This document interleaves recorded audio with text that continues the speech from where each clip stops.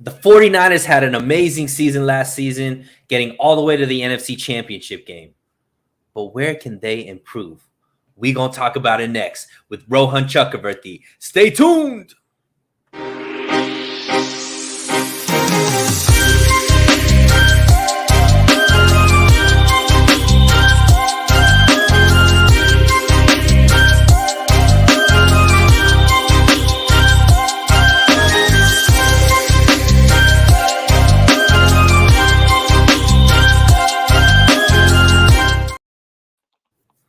What is up, fam? Thank you so much for joining us tonight on So Real Sports Talk.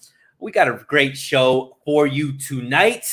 I am your host, So Real Sunil, but I got the man, the myth, the legend over here, Mr. Rohan Chakravarthi, my brother from another mother, kicking it on the show again. Rohan, how you doing tonight, man, on your little spring break? I'm doing good. I mean, I'm enjoying it for sure. As I said right before we got live, it's spring break, but for some reason, for me, it feels busier than when I'm like in school itself. But I mean, I'm enjoying it, and I'm definitely ready to talk some 49ers football, kick off the week with my favorite thing to do for sure. I love it, man. And, you guys have been busy. You and Marco over there on your guys' podcast. I put the link to your YouTube channel in the description. I was already giving you a lot of praise for bringing on some prospects. I think that's amazing that you guys are actually doing the interviews with guys that could potentially be, potentially going to be obviously in the league next season, but hopefully maybe some of those guys actually make it to the 49ers as well. So props to you guys for doing that. But you know what? We've been talking a lot, Rohan, of just players, roster makeup, obviously Debo, so on and so forth. I thought we'd get away from that a little bit, and let's just talk about the team overall and how they could get better. I mentioned it in the intro. The team obviously had a very good year as far as getting to the NFC Championship game. Didn't get as far as we wanted them to, as far as Super Bowl and whatnot. But I think they definitely exceeded expectations of what people expected from them last season. And, it was very, they barely lost to the Rams to get into the Super Bowl, but it was what it was. But I wanted to break down each position group and just some of the coaching. And let's talk about where we think things could get better for this season. So let's start with the offense. Rohan, in your estimation, where do you think the offense needs to get better specifically this season? Right. I mean, when we talk about this 49ers team, you said it yourself. There really isn't maybe like such a big bridge that you have to go to improve in 2022 after such a great season last year. So when we look at it, let's just nitpick a bit. And for me, my first point is the running game. I think we have to be more efficient in the running game. Last year, who was our main running back?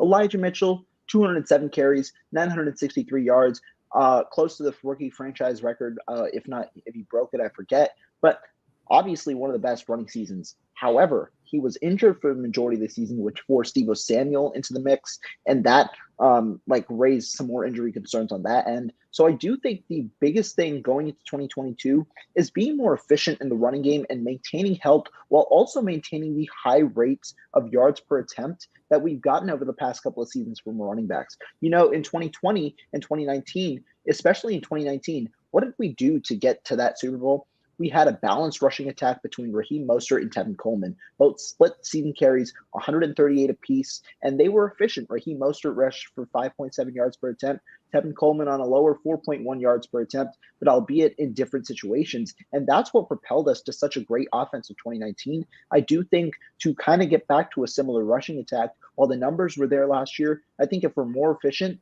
by maintaining health a little better, and with the amount of guys that we use, I think if we're more efficient in that way, I think we can even be better than last year, which is saying something given how Elijah Mitchell played. Absolutely. And I think you hit it on the head as far as bringing up that 2019 year, because even though I think the rushing attack this season was sufficient, I think they ended up 7th. And in that 2019 year, they were ranked 2nd behind Baltimore. The biggest thing was the amount of running backs that they used compared to what they used this season. And, you talked about Coleman and Mostert, but Mostert actually was a non-factor till the middle of the season. Matt Breida, if you remember, was the guy who was getting a lot of what we look at Mostert now. Breida was that guy initially in 2019 as far as the speedster, the home run hitter type of situation. And then Mostert came on at the end of the season and then carried them through the playoffs as well. I think that this team definitely needs to improve. I think they need to be a top 3 rushing attack, Rohan. They need to get back. In 2019, I believe they averaged around 140 yards per game. I think this season they weren't close to that. I don't think. I think they were probably lower hundreds, if even that. But the biggest thing is Mitchell was the only person that was really getting the ball out of the backfield. And then they obviously put Debo back there to get more touches. I think this year they have to make a concerted effort to use that rotation better. Hopefully Trey Sermon could stay healthy this whole season.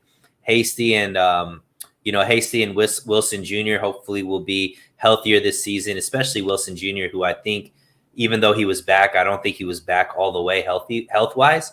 Hopefully he could get his explosion back. But having a rotation of like a 2 or 3 headed monster, I think keeping a fresh back there always is going to be really key to the offense. But where else do you see areas for improvement for this offense to take that next leap? Right. The second element, obviously, in an offense is the passing attack. And I think the one way that we can improve in the passing game is diversifying our passing attack. And what do I mean by that? Well, we saw glimpses of it when Trey Lance played the Houston Texans.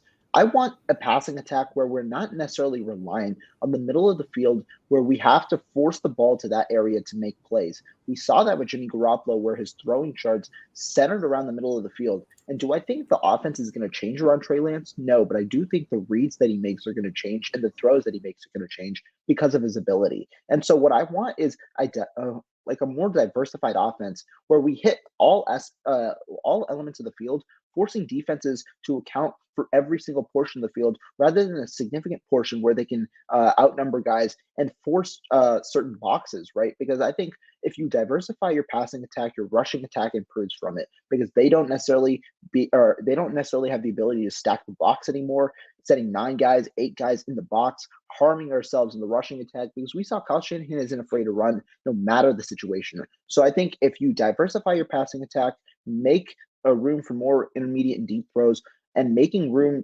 especially for hitting all aspects of the field, I do think that helps your offense propel it to even better rankings that it had this past year and also improves your rushing attack going forward.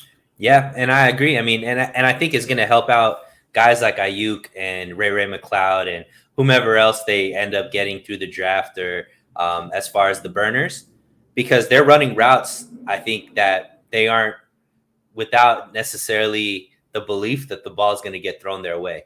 And not necessarily Ray because he wasn't with the team last year, but there's definitely times where Ayuk is just running routes knowing he's not going to get the ball, and you could tell like he's wide open, but he's not even like hands out, like he's not even really expecting the passes going his way because he was already out of the range of where Jimmy Garoppolo felt comfortable throwing it consistently. And clearly Trey does like taking that deep ball a little bit more consistently. His arm is probably stronger, and he's willing to take more risks. And I think that is going to bode well. Another thing that I really think is important, I don't know exactly to back it up with stats, Rohan, but maybe you have the stats.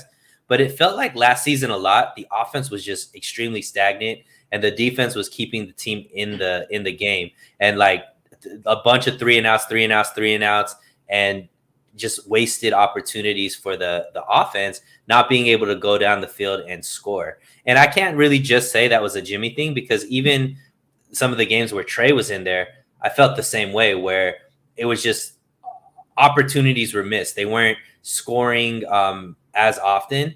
And it's kind of interesting because I think their red zone numbers were really, really good.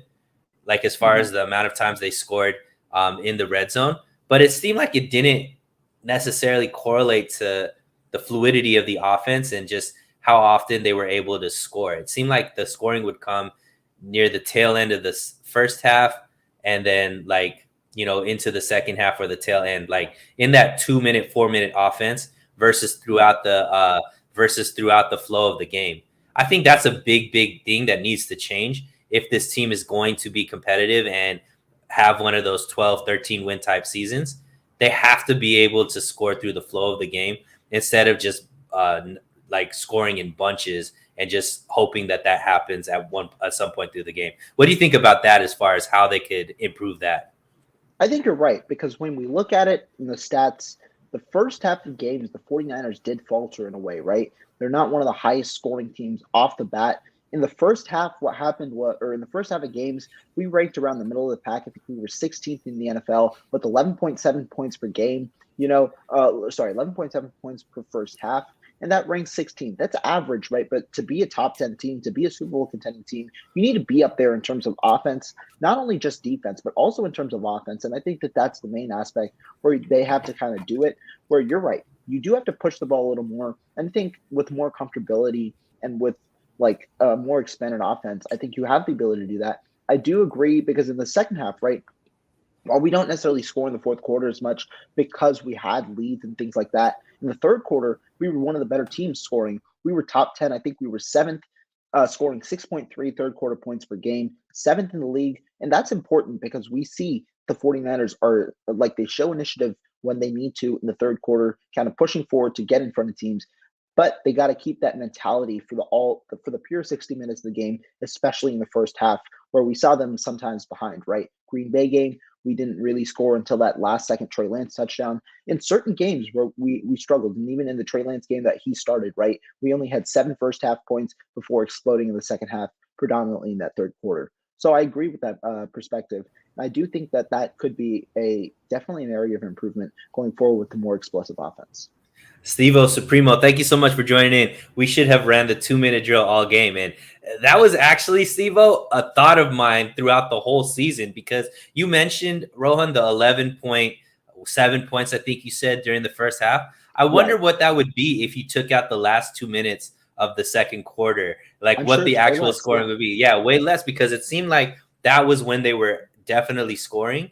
And I wonder, like, if we're trying to dig deeper into that, Rohan, yeah. like, obviously a 2-minute drill isn't as scripted. It's very much like not the whole playbook. It's very specific, making decisions very quickly. And it's just kind of like momentum plays. Right. Why does that seem to be where the 49ers seem to excel? And why, when we have like the Kyle Shanahan guru at like calling plays, devising plays, scheming plays, it didn't seem that they were having much success through the called, like the whether it be the 15 scripted plays, or even drives throughout most of the quarters. Why was it more when it was less about scheme and just instinct that they had more success than the actual drawn up plays? I think honestly, that situation kind of arrives in all teams, right? Because in the 2-minute drills, every team has initiative where you're a lot more like, where you're looking to make a lot more plays at the expense of the turnover, at the expense of a big time play, especially when you're down, right? In that 2-minute drill, what are you looking for? You're not running the ball anymore, which is the 49ers forte. Instead, you're looking to throw the ball downfield and try and make big time plays. And I think that that's something that kind of works against the Kyle Shanahan scheme, where while it is methodical, yeah, it takes a little bit to kind of get into it, right? Because he likes to dial up one plays. And I think especially last year, right, where Jimmy Garoppolo and this offense was faltering early on, what did we do to survive? We had these 11 play drives. We had these 18 play drives. We had these longer drives to get touchdowns because our offense was faltering. I think that kind of changed throughout the second half of the season. But I do think that it might not necessarily just be because of Kyle Shanahan, but just because of how our offense was playing at the time. And I do think that, yeah, we should improve on that with Trey Lance, because obviously you have the deep threat ability, not only the deep threat, but a better intermediate threat ability as well, because he's got the ability to make throws that Jimmy Garoppolo necessarily doesn't, with his power, just not only with his base, but also with his arms to make off balance throws. And that should not necessarily prolong drives, but lessen the amount of time that drives occur, which means you get more scoring, and which means that your offense is rolling a little more and you're not as reliant on your defense. My man Randon McMahon in here. What's up, Randon? 2-minute is all instinct. Yeah, I I love think his it's show. The show yeah. with Rob Shu. Yeah. Yeah, between two beers, definitely go check Yeah. that out on Rob's channel. But Randon also has his own channel called Cerebrus Sports Talk, I think, or something sports. But definitely go follow him. He's building his following there as well. Yeah, I think not only to mention the 2 minute is instinct, but I also think you're playing against softer defensive Hmm. molds as well, Rohan, and that's something that I think Right. Right. is what's it called? I think that's something that's glossed over because sometimes people saw the result at the end of the game and it was a win or it ends up being 30 points or whatever it is. And I think people kind of gloss over how much the team actually struggled on offense last season when it Hmm. came to putting and sustaining drives. So I do think that there's already an inherent fix there because the special teams is going to be better. So like Ray McLeod, I think is going to help the team have better field position, which I think will help the offense score more, obviously, because they're going to have to not move the ball as far. But there is Right. something to be said that I think that the team needs to get better at at the devised plays. Like they have to be more of a threat landing that first punch, Rohan, instead of Hmm. constantly having to come from behind or wait till the second half to really, separate themselves from the other team. Yeah, I agree. I agree. But obviously, that is one side of the ball. I want to get this comment as Steve. I want Baker to Seattle so Bosa can plant the flag on him twice a year. That would be epic. Definitely. That also means that where does Jimmy go, right? But who knows? I forgot about the flag. Can't forget about the flag, Harold. That was an epic play. So we talked about the offense where they need to get better this season. Let's flip to the other side. Obviously, the defense was the strength of the team last season, Right. but that doesn't necessarily mean there isn't room for improvement there as well. It wasn't like they were the top rated defense. I think they finished anywhere from like third to seventh. I think Yeah. was the ratings that I saw, depending on which outlet you use. But where do you think that this defense needs to get better this upcoming season? So obviously, like you said, defense was one of the best in the NFL. We ranked thirds in yards per game allowed at 311.8. Behind two amazing defenses last year, the Buffalo Bills and the Carolina Panthers. I think that we were one of the best defenses, if not the best defense down the stretch as well. Because you got to remember, over the first 8 games, the 49ers struggled against the run. They weren't one of the Mm-hmm. better teams against the run, but from week 8 to week 18, when they slid Arik Armstead in, had Arden Key come in on pass rushing downs, they were one of the best, if not the best defense. Especially against the run, they were the best defense. But in general, they were one of the better defenses. And I mean, what are the strong suits, right, of our defense? Looking at it, sack percentage, right? Sacks per game, second in the league in sacks per game. Sack percentage, we're third, so the numbers aren't inflated in any way. But looking at improvements in a way, I think there are some places where we can improve. I think the biggest thing that you can really see with the eye test, but also with statistics, was third down conversion rate. I think that hurt us in certain games. A lot of people pointed to it in Tennessee, and while I didn't think the defense was the issue in Tennessee, we only gave up 20 points. I think that third down conversion rate in general was an issue last year. We were 21st in the league at giving up 41.27% of our third downs to being converted. And so that's what I think the 49ers could look to improve on next year. I think if that number is lower, obviously you get off the field, you're less tired, you preserve more energy, which means your defense is even more powerful when they're on the field, while also giving your offense better field position. I think that's important. Additionally, they were one of the best passing defenses just in terms of completion percentage. There was 28th at 67.42%. However, I don't view that as heavily given how zone predominant they were over the first half of the season, meaning that they give up the underhand throws, which is shown over the yards per completion allowed, which ranks somewhere near the middle of the pack. But looking at it, I think there are a couple of places. Third down conversion rate and takeaways. They were 20th in the league in takeaways per game, and that number gets worse when you consider the amount of times that they gave the ball up last year as well. 20th in the league with 1.2 takeaways per game. You don't necessarily expect the 49ers to get a lot, but most of that came via fumbles. We'll see if they can get the interception numbers coming up, which is obviously a factor of luck, but you would want a team to get a little more takeaways for the other numbers that they produce on defense. Yeah, and I mean, a lot of that third down percentage, Rohan, and once again, this is more feelings over facts, but it's a lot of those were like penalties in the secondary, right? So I think that a guy like Travarius Ward that got brought in could instantly make an impact there because he's somebody who was a full-time starter for Kansas City, but he was somebody who made very few penalties, right? He was called, Right. I think, 4 penalties all season, 2 holding, 2 pass interference, which is, I think, one of the lower in the whole season for somebody who played as many snaps as he did. And that was something that the team did clean up. And obviously last season, when it came to the secondary, was just an epic roller coaster of a merry-go-round of just guys on street clothes coming in to fill in for just the injury riddled secondary that it was. You would Right. think that just with the stability of bringing in a guy like Ward, obviously with Mosley hopefully staying healthy, and then Ambry Thomas coming on, having those 3 guys there that all play press man very aggressively and are young, aggressive type man corners, that we could see that them getting off the field on third down. But when it comes to the turnovers, I'm glad you brought that up because that is something that I think has always been a bit of an Achilles heel for the 49ers, minus that one year uh, when Sherman was there and playing at a very high level where they had a lot of turnovers there. That's something that you would think with the way that this defensive line is able to pressure the ball, that it would Right. give the secondary opportunities to get more turnovers. However, Right. it seems like the way that these teams, especially teams with really solid quarterbacks, they just get the ball out quicker with very safe short throws.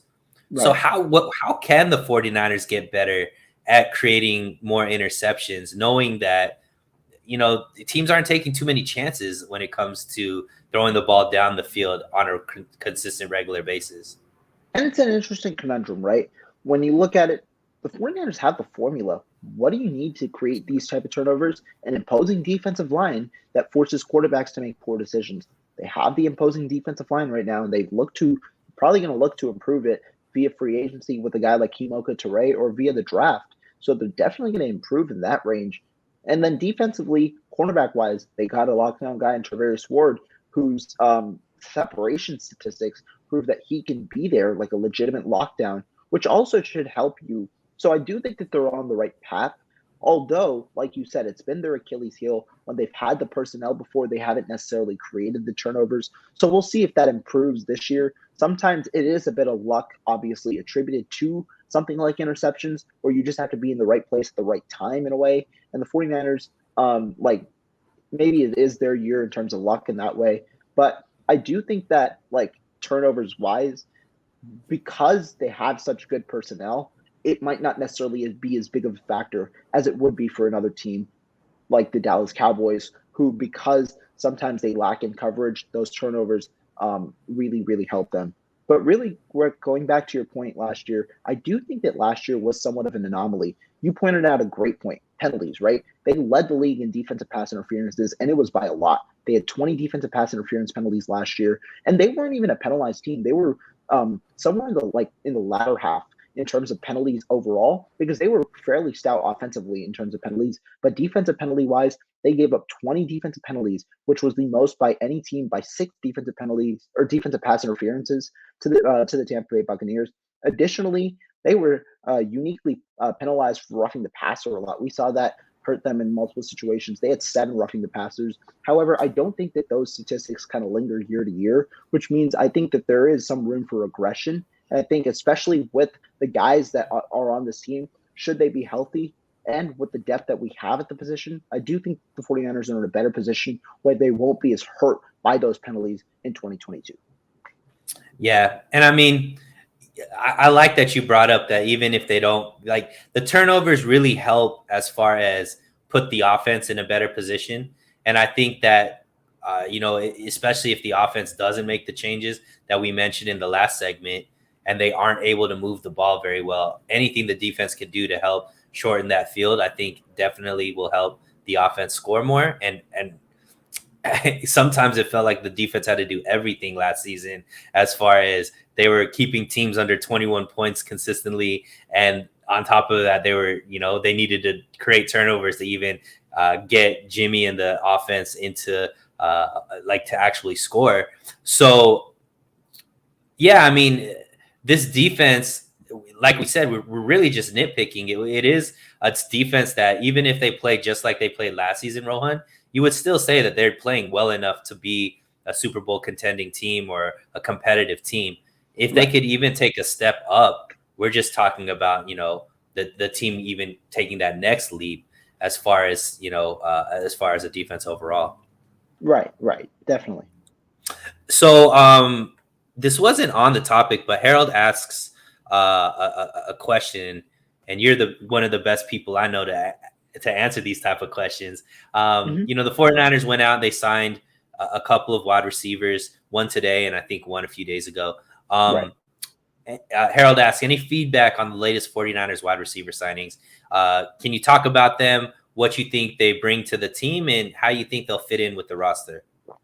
Right. So, I mean, the 49ers, it's like the kind of portion in the offseason where the 49ers are now looking to acquire training camp bodies where we try and just get players to compete. Like last year, who did we see that kind of competed in training camp and won over 2 roster spots? Trent Sherfield from the Arizona Cardinals, and then Travis Benjamin, the veteran receiver who's been multiple places in his career. We saw both of those players compete and win roster spots because of their rapport and because of the energy not only that they showed in the offensive end, but also on special teams. And special teams is what I'm going to hammer here because both the signings. So first, I'll start with the one they had today.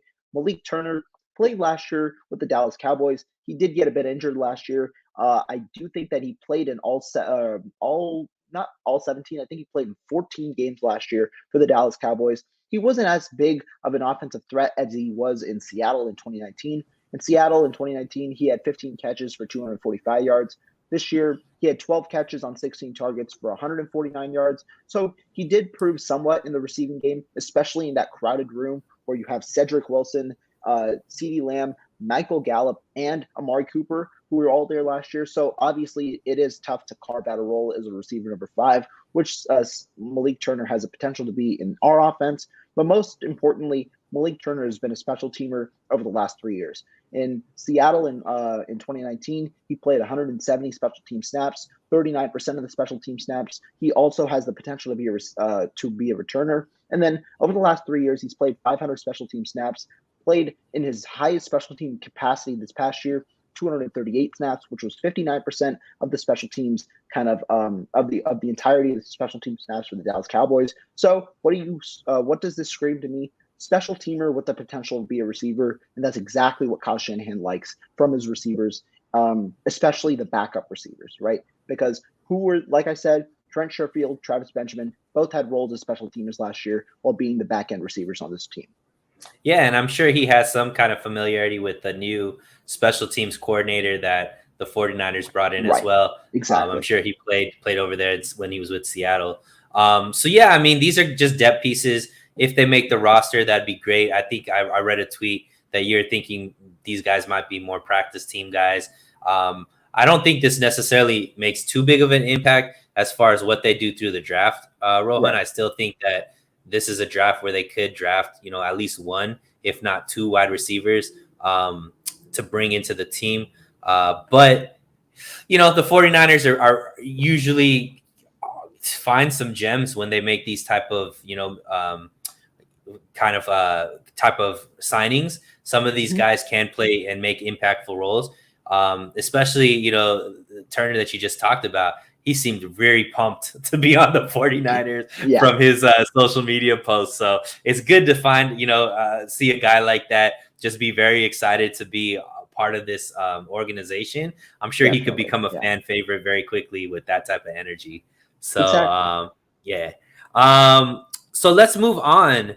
So one of the biggest, I think, blessings, because it was something that we thought maybe, all the talk was, this guy probably wouldn't come back. He was getting head coaching interviews just after 1 year being the D coordinator, but DeMeco Ryans actually choosing to stay with the team rather than explore head coaching opportunities. And, him coming back, I think was a big, for me was very exciting because I was a big fan of DeMeco. even last year, I was somebody last offseason that was saying, look, guys, D'Amico is going to be a stud. He's not going to have that many weaknesses, and this defense isn't going to take a few steps back. I thought that they were going to be just as good, if not even better, because of his aggressive style. And luckily, he didn't make a fool out of me, Rohan, because he actually did perform very, very well as a defensive coordinator. And one thing that was good is, early in the season, one of his areas of weakness, I think, was adjustments. Like he wasn't making very good in-game adjustments. And then you saw as the season went on, that actually became one of his strengths. You saw what happened in week 3 against Green Bay, where I think, he got kind of exposed by Aaron Rodgers in that offense. And then when it came to, the playoffs, he showed a completely different style and basically was able to shut down, Aaron Rodgers, especially in that second half. And, the rest is history. So what are some of your expectations of D'Amico Ryans and how he leads this defense? And what do you think we see as far as the next iteration of D'Amico Ryans? Because most of us, I think that this is probably his last season with the team. He'll probably be, if he has the same type of success that he had last season, he'll probably be one of those hot candidates for a coaching job next season. Right. I mean, D'Amico Ryans just flourished with the 49ers last year. I thought he was one of the best, if not the best defensive coordinator in all of football last year.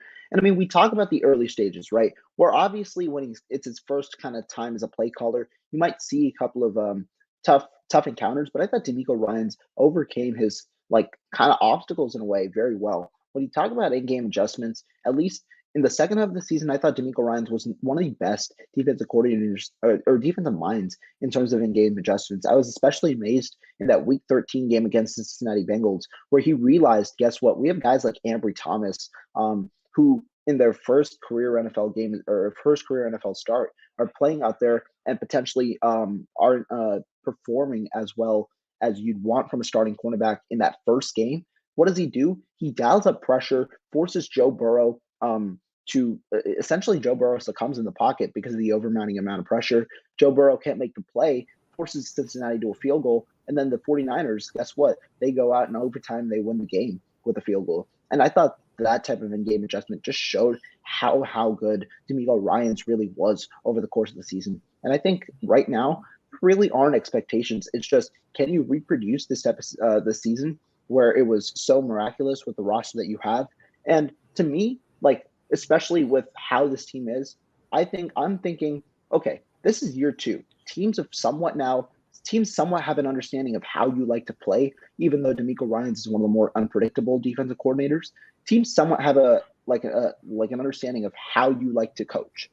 How can you adjust now to their game plans regarding your own adjustments to how you played in year 1? That's my thing. How does he respond now with teams now figuring out what type of coordinator he is? That's my main expectation. If he can do that well, then I'm without a doubt sure that he can be a head coach for any team in the NFL. Yeah, and I mean, I think I do have some certain expectations because of the type of coach that I think he is. He's somebody who doesn't like to make the same mistakes twice. So, and that's one thing that I think is a big strength of his is, if he sees something that's not working, he's willing to just crumple up that paper and throw it out, right? We saw how porous the run defense was earlier in the season with that wide 9 or whatever. And, he decided to be like, look, this isn't working. Let's change this. And then they ended up, changing the scheme so that the rushing game, even though it never got like supremely good, still, was better as the season prolonged. There's two areas that I think we do need to see him get better at.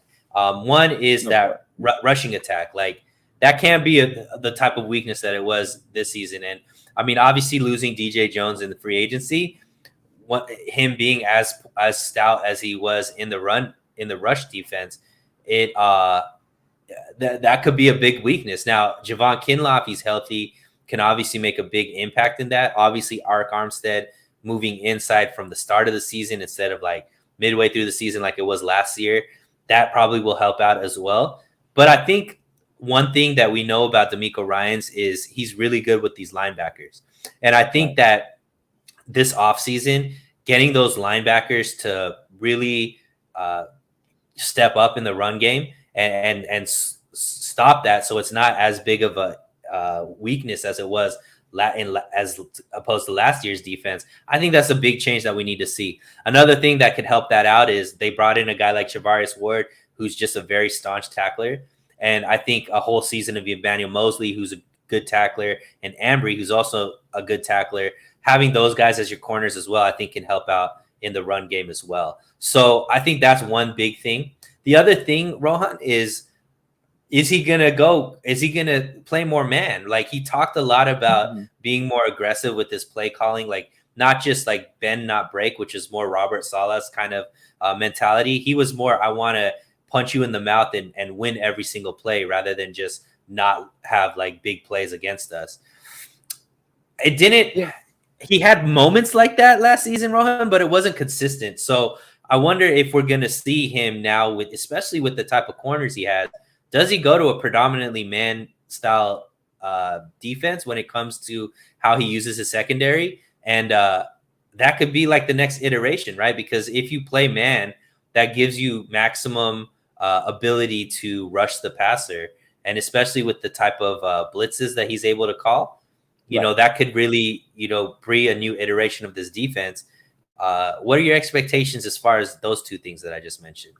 Yeah, I mean, actually, just speaking of the cornerbacks brought a couple of things to my mind. And for me, yeah, I do want to see a couple of things from D'Amico Ryans, or at least I'm intrigued to see how he does them. Because last season, when we saw his defense, D'Amico Ryans operated in a way where he kind of like tried to protect his cornerbacks because they weren't bad. I think the 49ers cornerback group, even with Josh Norman and all, was probably in the middle of the pack last year. But since they were the weaker point, I think teams did try and exploit that in a way, and he did protect them fairly well. However, I think with not Ambry, with Charvarius Ward this year, I don't think that necessarily has to be the case where you have to protect your cornerbacks. And so I'm wondering, instead of protecting his cornerbacks, how does he disguise things to best efficiently use his defense where he can attack the pass rush as much as possible rather than sending more people out in space and just rushing four, something like that? Does he rush more consistently? What does he do in regards to that? With the extra the extra blanket now that you don't necessarily have to worry as much about your cornerbacks. And then the second thing in regards to what you were talking about man coverage, I actually do want to see D'Amico Ryans let Charvarius Ward go cover the best receiver on the opposite team. I want him to go both sides rather than having him stuck on one side. I want to see Charvarius Ward Island out here. I want to that's one thing, because you bring in Charvarius Ward, you don't bring him in for his zone skills. You bring him in because he's one of the better man corners in all of football. And so I think if you're utilizing Charvarius Ward to the best of his capabilities, you should be able to do that and let him follow the best receiver, which hasn't necessarily been a 49er staple in previous years, especially when they've predominantly used zone. So I do agree. I think with the personnel that we have currently, I do think we're better suited for man coverage. And it'll probably depend a little bit as well with who we draft. I think that'll share an even clearer indication if we already know man. That's like the focus for 2022. I would like more man coverage, and on top of that, I want to see at least some bit of Charvarius Ward covering the best wide receiver, because that's what we paid him to do. Yeah, and I mean, I think with D'Amico Ryans being there, and then as well as the decision making of what they brought into the roster this offseason, it looks like that's kind of what they did. And compared to obviously what they did in the draft as well, bringing in a guy like Ambry Thomas, who is known more for press man than zone skills. So I do think they are going that way, and I think this is the year that D'Amico Ryans has to put it all together. I think he has the right personnel. He obviously isn't a rookie coordinator anymore, so now he has more confidence in what he could do well, what he needs to get better at, and he seems like the type of coach that wants to get better. So I expect a big second year out of him, high expectations, and I would love to see this defense be a top 5 defense this season. Like, I don't think they have any excuses to not be. They have all the talent in the world to be that, and I think they need to put that together this season under D'Amico Ryans. Yeah, that's solid. So let's go to the other side. Now, obviously, Kyle Shanahan, has a lot of things that's great about him. He's well renowned as the offensive genius. His play calling, his scheming, the run zones and all those types of things has changed, a lot of how teams call plays and other teams' offenses have, a lot of people are trying to copy what Kyle Shanahan does. However, I personally think there's a lot of areas that he can actually improve in. And I want to start with you, Rohan. Like, where does Kyle Shanahan need to get better this season for this team to reach its full potential? Right, and I mean, Kyle Shanahan, when you look at it, right, a lot of people love Kyle Shanahan, and a lot of people criticize Kyle Shanahan, right? I'm kind of on the I like Kyle Shanahan a lot. I think he is one of the better head coaches, and I do think that he is like the manufacturer of this 49ers offense. And so when I look at it, yeah, Kyle Shanahan's done a great amount of things, but where does he kind of need to improve? In my opinion, first of all, it's the most important thing, and that's the rapport with Trey Lance. Get a system that's comfortable for you both, where you can now comfortably call plays and for a full duration of games, right? Because I mean, obviously Trey Lance hasn't played a lot in the NFL. Kyle Shanahan himself said it after Week 16. The first half, I was struggling to call plays a bit because he wants to not only make Trey Lance comfortable, obviously him being a rookie, but he also wants to use the breadth of his offense. And obviously, the wide speculation was that he was saving his offense for 2022.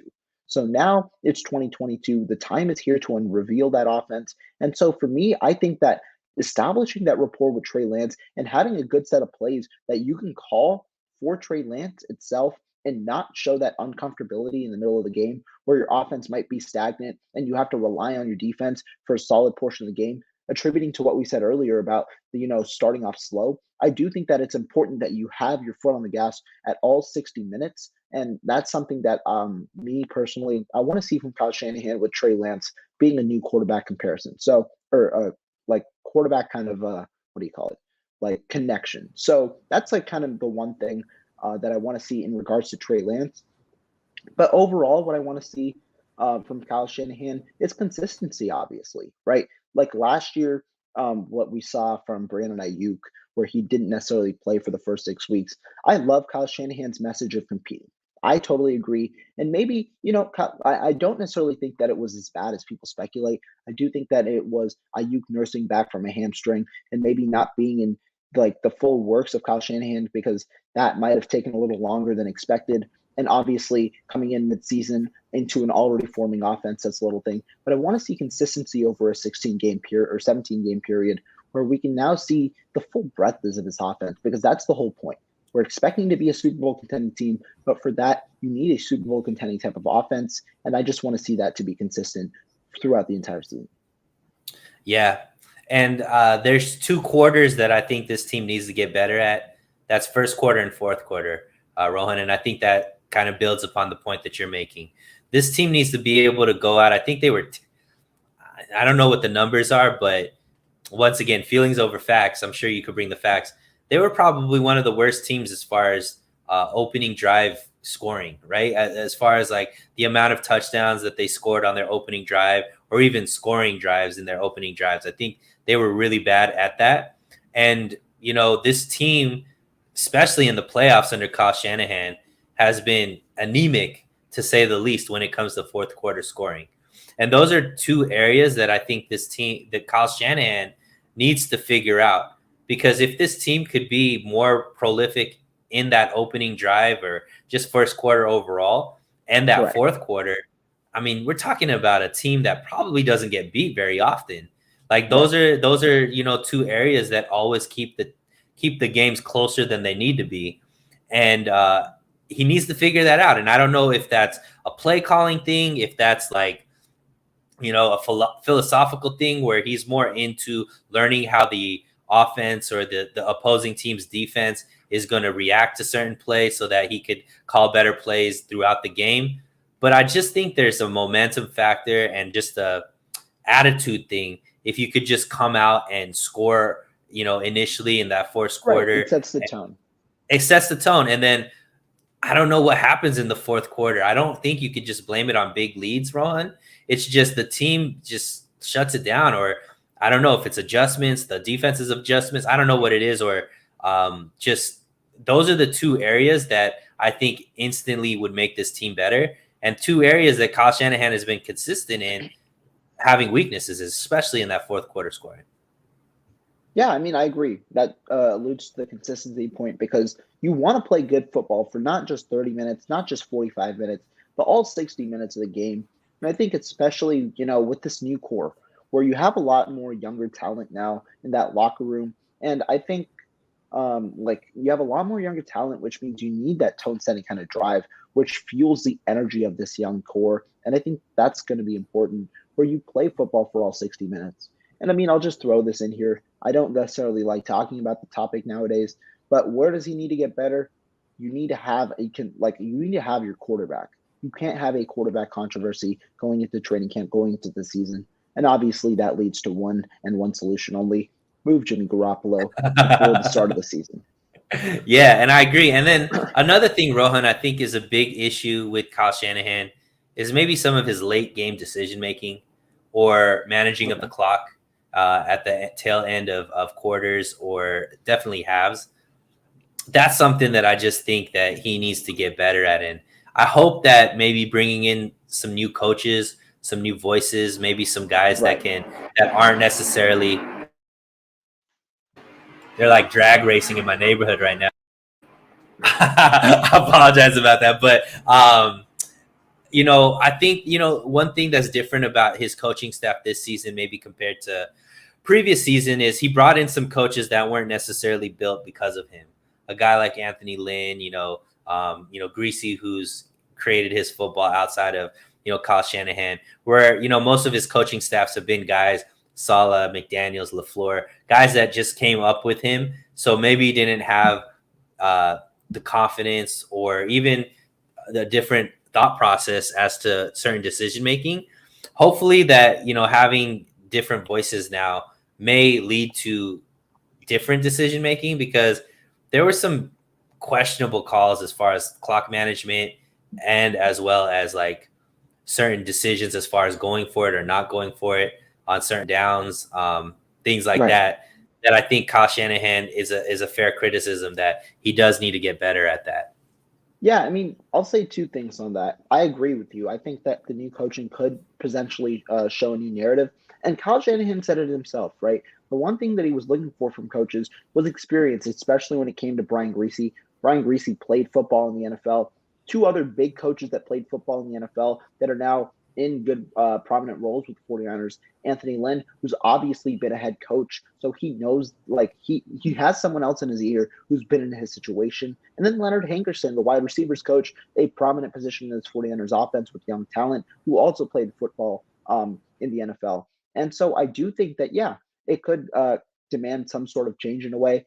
But the other thing I think is when you look at Kyle Shanahan late game decisions, when you look at what he had with Jimmy Garoppolo and Trey Lance, I think in Jimmy Garoppolo area where he was most inconsistent because he didn't necessarily have full trust in his quarterback. However, with Trey Lance, you saw a significant uptick in terms of the amount of third and fourth down conversions where you're more aggressive. Right, he went down when he went for it on a lot of fourth downs to try and make Trey Lance comfortable and to try and push the narrative a little more. And I think we see a lot more of that this year where I know fans will love it, right? The fourth down, going for it a lot more rather than staying and being more conservative. And I do think that Trey Lance is going to help unlock this like new element out of Kyle Shanahan that we might not have been happy with in the past because of that inconsistency and conservativeness that happened with Jimmy Garoppolo. Yeah, I agree. And I mean, like, we're obviously looking for these things to get better. And if even 60% or 70% of these things we talked about could get better, we're looking at a 49ers team that could make a lot of noise this season.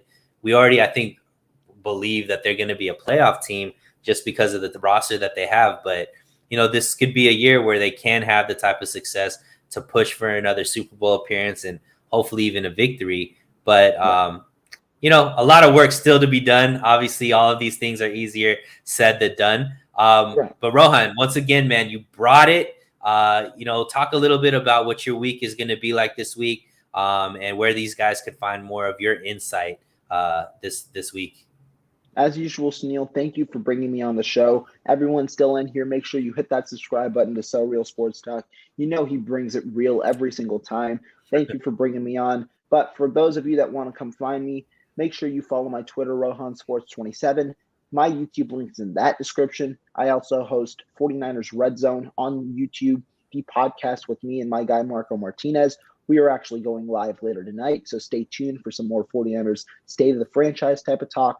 I am going to be live twice tomorrow, one with Wayne Breezy, my guy from Nitty Gritty Niners, and then also with my podcast tomorrow as well.